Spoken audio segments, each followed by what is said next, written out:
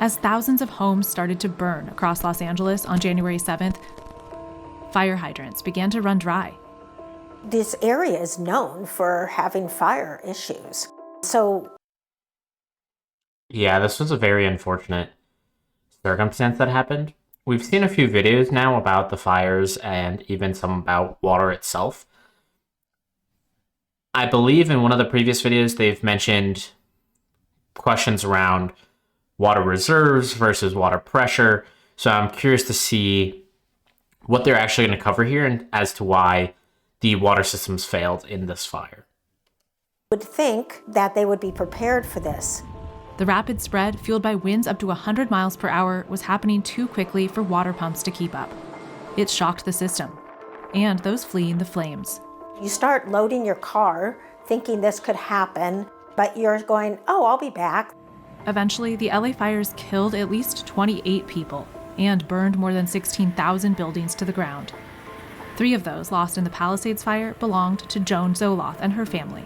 My parents scraped together to buy that home when I was 6 years old.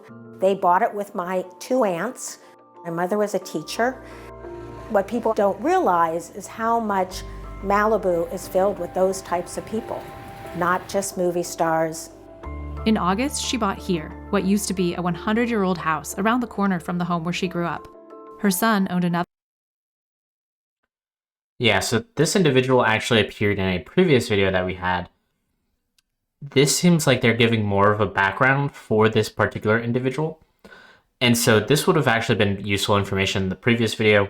I think she's giving a lot more explanation as to what's happening here and really highlighting the fact that this individual is supposed to be a more representative, maybe middle-class individual. And this was very unclear in the previous video because she said some phrasing along the lines of, I have lost 3 houses in this fire. Whereas I think she's more referencing my family has lost 3 houses in this fire, as she's kind of highlighting in more detail here. So again, maybe apologies to this lady for potentially reacting in that manner or assuming that originally. So it is helpful that they have this background. They probably should have added this to the other video as well. Their home nearby, both gone. Zoloth, like many others, has questions about why the water system 6 miles east in the Pacific Palisades wasn't able to stop the spread. If that happened in the Palisades, how far did that water situation go? Like, was there enough water to fight these fires in Malibu? Any domestic water supply is really made for turning a faucet on and brushing your teeth. Perhaps a couple structure fires, it's going to handle that fine. But when you have so many homes that are on fire, all of those different fire engines and firefighters that are pouring copious amounts of water at the same time depletes the tanks of water. From a 117 million gallon reservoir that was emptied almost a year ago, to the protection of a small endangered fish that did not impact water supply, big questions and lots of misinformation are swirling. The kinds of fires that we've seen in Los Angeles are so large, it's hard to imagine that they wouldn't overwhelm the water system in any city, in any urban area. And it's not just California. As many as 1 in 6 Americans now live in areas with significant wildfire risk. The hydrants would have run dry anywhere in the world with a fire event like this in the topography where this occurred. We went to the area devastated by the Palisades fire to see the wreckage firsthand and ask fire officials and water experts. Yeah, this was such an unfortunate accident. You can just see from these videos, like, it almost looks like a movie set or something like that, where there's literally just total devastation in some of these areas. How something like this could happen, and what other cities can do to keep it from happening there.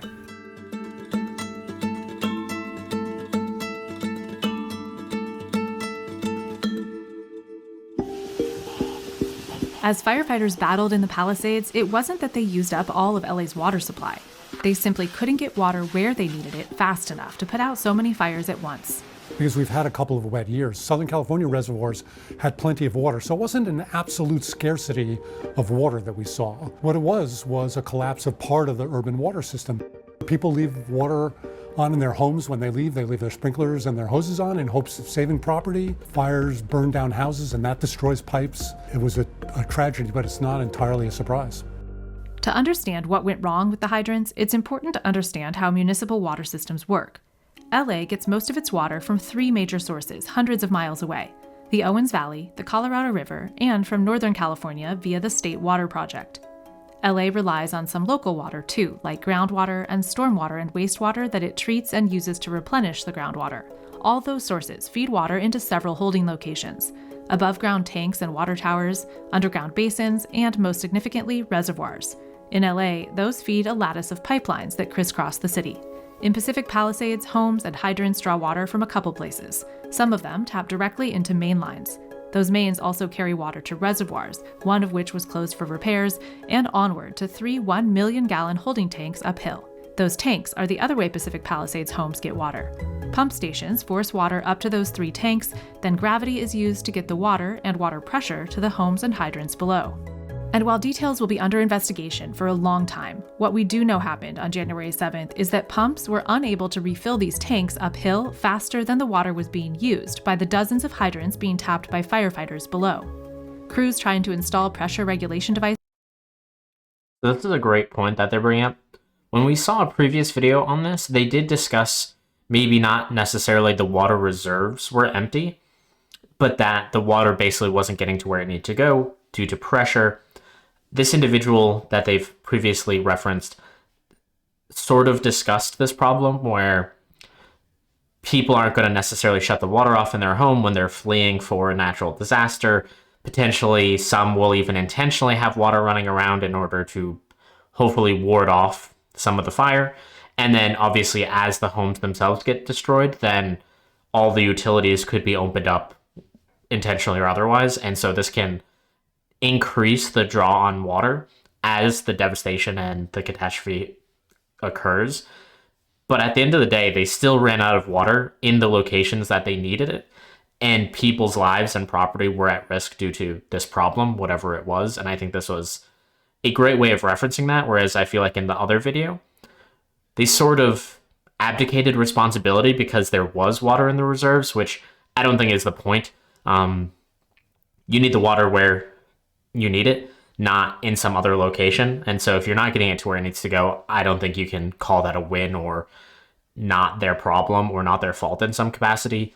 They need to own the entire process end to end. That's at least my opinion.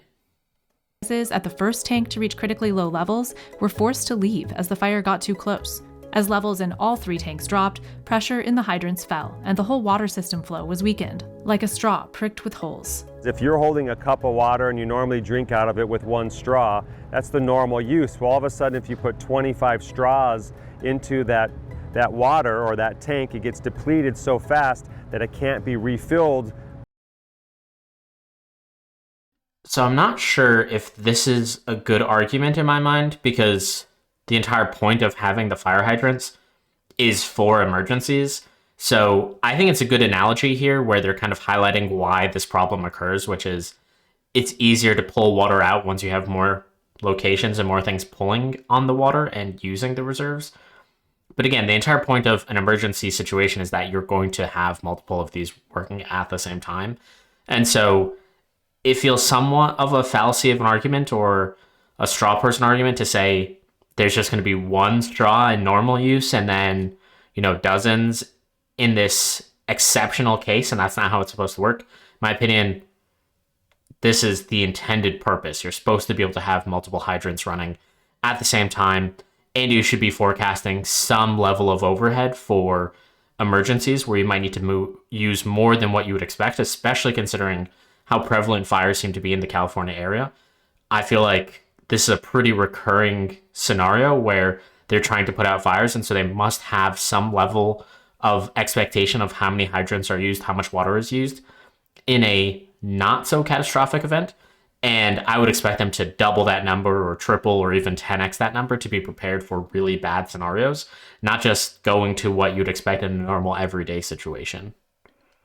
Enough, and it's even more of a challenge at higher elevation where you have to suck or push that water up to those areas. California Governor Gavin Newsom and LA City Council members have called for an investigation into why the Santa Ynez Reservoir hadn't yet reopened after being drained almost a year ago to repair a tear in its cover, which keeps out debris to maintain water quality. That would have made a difference, but Even by all accounts, if that reservoir was full, it wouldn't have stopped the fire. The investigation will also look into what happened with the hydrants. Hydrants drying up during conflagrations is not new. That's been going on forever, and they're designed for fighting a fire, or maybe 2 fires, but not 100 fires all at once. That's why fire is also fought from the air. Super scoopers can skim off 1,500 gallons from reservoirs or the ocean, although saltwater corrodes equipment, causing its own issues. Helicopters dip into sources as small as streams or backyard pools. Air tankers drop retardant ahead of the fire to slow the spread. We have over 60 firefighting helicopters and even more when you add the air tankers as well. But high winds Yeah, we've actually seen some of these aerial fire service machines, for lack of a better term, that are being helped for fire prevention purposes. And so this is another mechanism that exists. And so while the hydrants went out, I don't think that there's really any excuse for why you don't have other means. Like that previous individual just said, you normally expect to use 1 hydrant or 2 hydrants for a particular reason, or 1 fire or 2 fires, not many. And so again, this is where these things are happening all the time in California, in my opinion. I can't imagine this is the first time they've needed to put out more than 1 or 2 fires. And so again, this seems to be somewhat distancing themselves from ownership in this case, which is disappointing considering how big of an issue it was and how much larger of an issue it could have been. And so you'd likely expect, if I think an argument could be made of, well, hydrants aren't our primary tool in catastrophic events like this. I think that's fair to say that was the issue. That's not what they're meant for. They're more meant for smaller scale fires. And these are the other tools that we use in case of large scale fires. But there are still problems either way. And so I think that there should be more clear ownership from the individuals responsible, or the individuals who are supposed to be responsible for these events. grounded aircraft for several hours on that first night of the Palisades fire. When we have significant Santa Ana winds, hurricane-level winds, it is not only not effective to fly our aircraft, the water, the retardant they drop dissipates before it even hits the ground, but it's also not safe for the pilots. So in the face of dry hydrants and grounded aircraft, how did firefighters adapt? A water shuttle is one of the things that we'll do, where you have a fire hydrant that does have water, likely at a lower elevation. We'll put a fire engine there that can pump water up a bit higher to even another fire engine, and as many as we need to shuttle that water up to the location where the problem is. The other tactic is bringing in a water tender. So that's a large apparatus that can bring up a water to the location where we're trying to fight. And the third option is something like drafting out of a swimming pool, where we have pumps that we could put into a swimming pool and we could augment the pressure to be able to fight fire. The LA Department of Water and Power, DWP, says it quadrupled the water flow to the area and summoned 15 water tankers to directly refill fire trucks. Looking forward, the fires will also cause new problems for LA's already strained system. Officials are warning residents not to drink tap water for fear water systems are being contaminated. Think melted PVC pipes, waste backflowing into damaged lines, and toxins from ash and flame retardants entering reservoirs and aqueducts. It's a problem that's happened after several other major California fires. As immediate danger calms, there's a hunt for who to blame, and misinformation has run wild. The Federal Emergency Management Agency, FEMA, has reactivated its rumor response site to fight false claims, and LA Fire has directly responded to inaccurate social media posts. It's inappropriately damaging, it's inaccurate, it's misleading to the public, and it doesn't help develop appropriate responses for dealing with these crises. President Trump, for instance, said water ran out in LA because of policies meant to protect an endangered fish. On his first day back in office, he signed. Yeah, this was something that I feel like everybody was talking about the first day. And some of the videos have highlighted that they don't believe this is the case. But this definitely makes it hard as a normal, everyday individual to understand what the actual problems are here, especially when there's fingers being pointed at a variety of purposes, and some of them might be more accurate than others. And so I personally believe that this is likely not as much of an issue for these small fish, especially if the reservoirs themselves were not completely empty. it was the other infrastructure around it, then obviously if the reservoirs were mostly full, then it wasn't due to a lack of retaining water, for lack of a better term, that they were like siphoning off for these fish, which was the original stipulation by Trump and others. And so that does seem unlikely given the other facts that we have now, but it is hard as an observer to understand what truly happened here, especially since California officials themselves seem to be, again, sort of abdicating responsibility for what's happening, and they're not really giving transparency. They're more saying like, this isn't it. It's not really our fault. There's only so much we can do. But they're not really explaining like what happened here. Maybe that's just due to the public version of how they're referencing this. I would hope at a minimum, internally, somebody is taking a hard look at these systems and double checking what went wrong and what should have been done to prevent it. An executive order titled Putting People Over Fish, Stopping Radical Environmentalism to Provide Water to Southern California. And after visiting LA, signed another directing federal officials to find ways to override disastrous California water policies. Trump has blamed Newsom for policies that diverted water to protect a tiny fish called the Delta smelt. Did that have any impact on fire fighting efforts?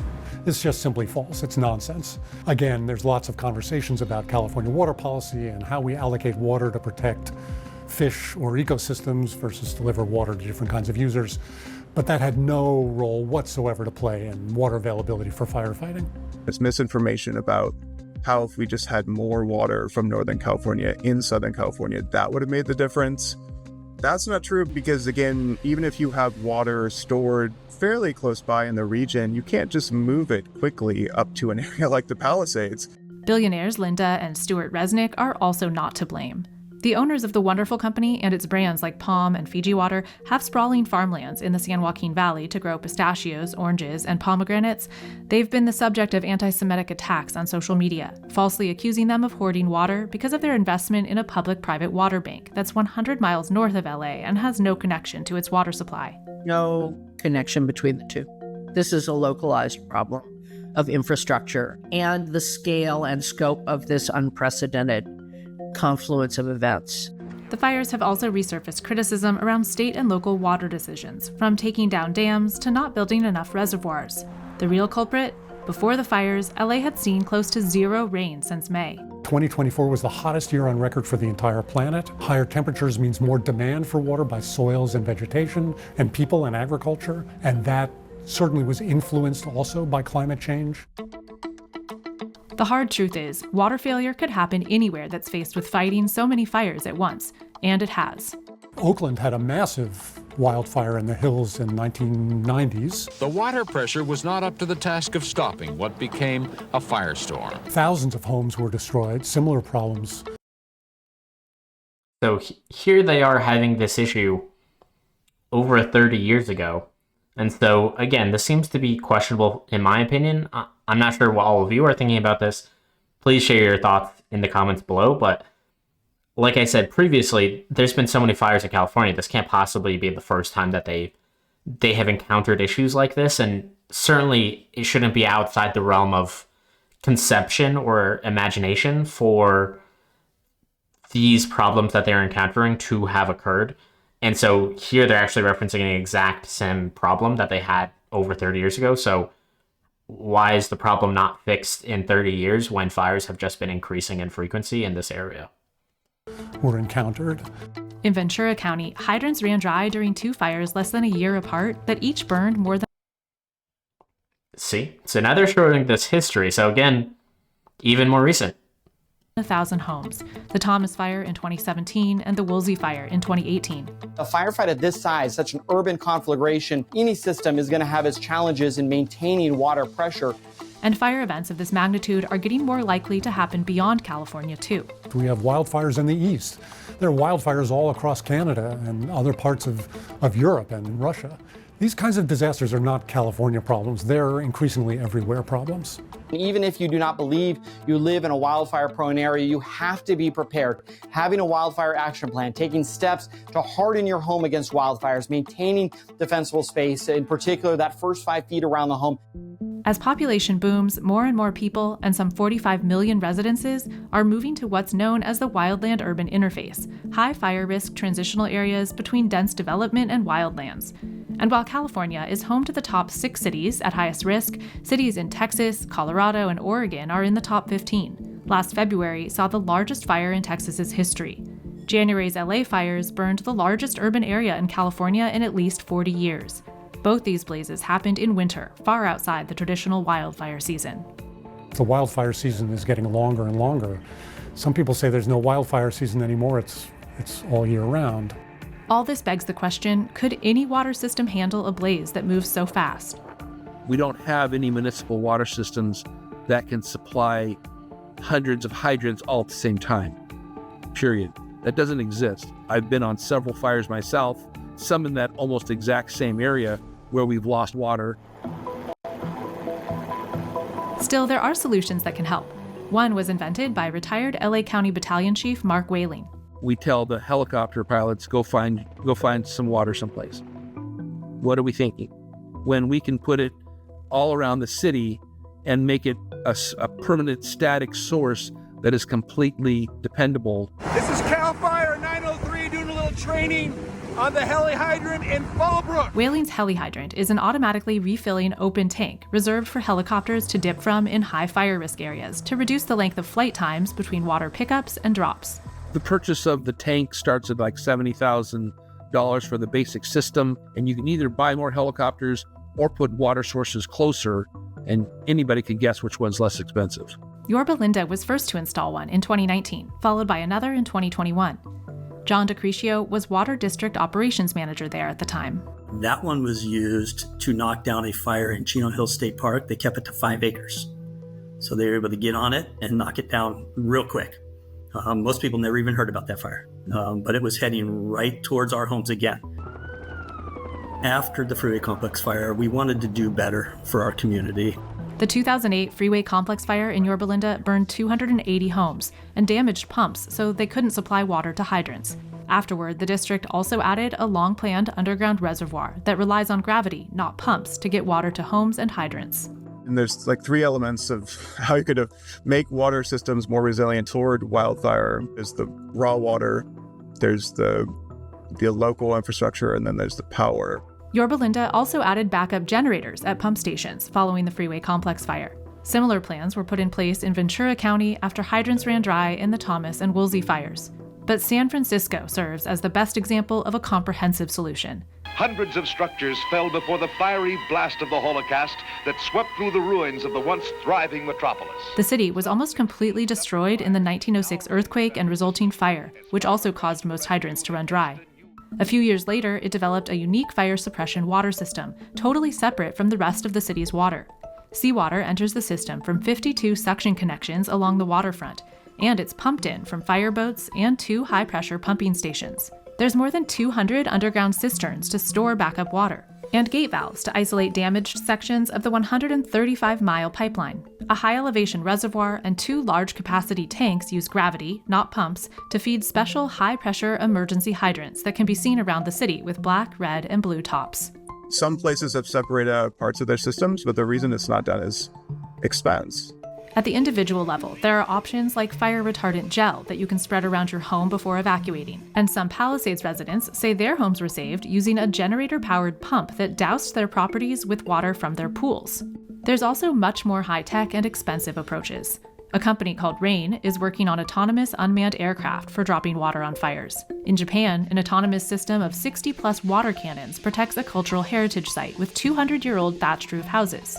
There's a lot of ideas out there, but really scrutinize them before we invest in them, because some of them will work, and if we try to do everything, the price tag of that is staggering. There's always this delicate balance of being afraid to go to your customers and raise their rates, but if you don't raise their rates, you can't do these extra things. It's the kind of thing that keeps you up at night when you manage one of these agencies. Yeah, this is something that I'm struggling with as well, because again, we've had another video recently about the waterworks in Netherlands and how they invest so heavily to avoid these natural disasters. And so here's a scenario where they're saying there are ways we could prevent this, but it's going to cost money. So let's not invest too heavily here. It's okay to risk lives and property as opposed to maybe spending too much of our tax dollars. And maybe that's potentially an aggressive take or something along those lines, but I'm not sure how else to interpret that. They're basically saying, we know our fire suppressant systems aren't fully working to our needs to completely protect this area, but let's not go too crazy into investing. Even one of those options that they showed earlier was just have water tanks around that are closer to the cities, so that way it's easier to go pick up water when you need it. And so that seems like a very reasonable option. And I think he said they started at about $70,000, which compared to the billions of dollars that we know was lost due to these fires, you could probably have so many of these tanks that are littered throughout California that are used to prevent these fires that are currently occurring. As for whether water customers in the areas burned in the Palisades fire will be willing to pay for big solutions as the rebuild begins, Absolutely. I mean, they're all neighborhoods where people know their neighbors and help each other. Yeah, that seems obvious. Would you rather your life and your family's life is at risk and you might completely lose your home and all of your property? Or are you willing to pay for us to prevent that from happening? That seems like a very straightforward answer. I'm not really sure who would say no in this scenario, but they seem to be using this as an argument again for some reason. And work together.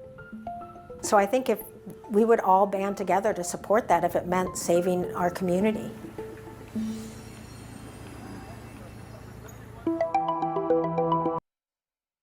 Thank you for watching. If you've enjoyed what you've seen, please hit like or subscribe. I'll see you around.